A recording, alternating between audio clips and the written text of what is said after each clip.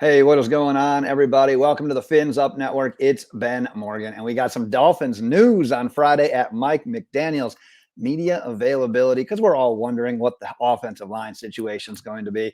And while we don't have exact clarity yet, because man, that 49ers pass defense is strong. But Mike McDaniel said in his press conference today that he is not ruling Terron Armstead out of this game. In fact, he's going to get in a limited practice session today as well before the team leaves because the team is flying out on Friday, which is today if you're watching this on Friday, and they're actually going to stay throughout the week and going into next week's game as well.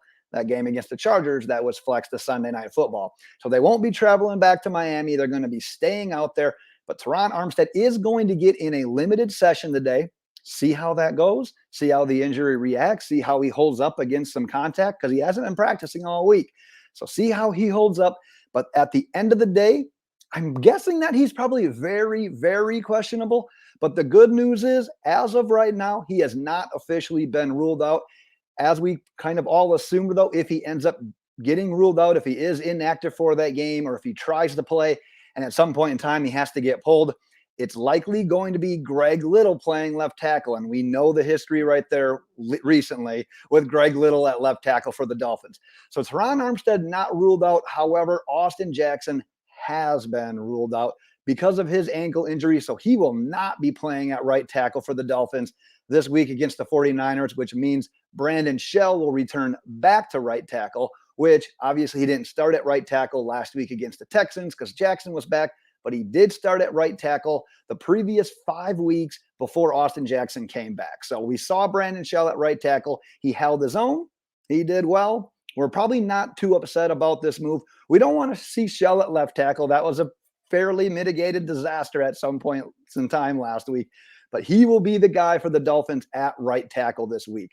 So that's the offensive line news. But the other piece of kind of notable news from the day was that Byron Jones will not be traveling. And like I said, with the team going out to California later today and staying out there throughout the next 2 week plus, the next 2 games, I should say, that probably doesn't bode well for him being activated from the PUP after this week. Now, it is possible he could get his own flight out there. Obviously, that's not the end of the world. But the fact that he's not traveling probably doesn't bode well for having him return. Obviously, he can't return this week, and then next week against the Chargers is very, very much in doubt as well.